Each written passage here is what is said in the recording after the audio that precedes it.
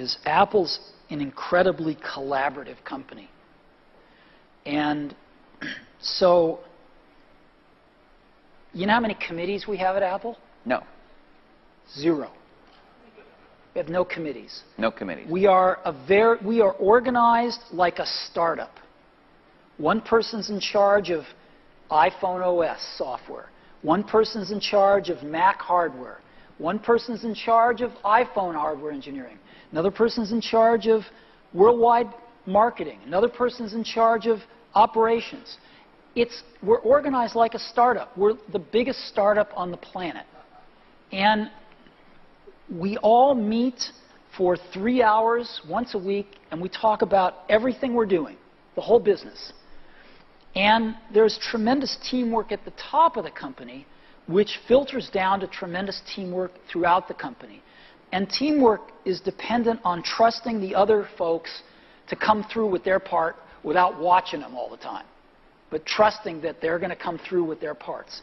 And that's what we do really well. And we're great at figuring out how to divide things up into these great teams that we have and all work on the same thing, touch bases frequently, and bring it all together into a product. We do that really well.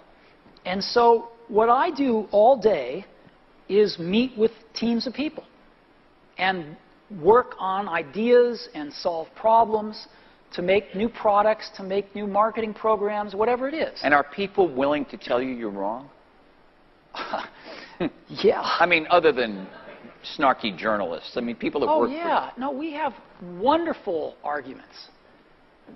And do you win them all? Or? Oh, no, I wish I did. Oh, see, you can't. If you want to hire great people and have them stay working for you, you have to let them make a lot of decisions, and you have to be run by ideas, not hierarchy.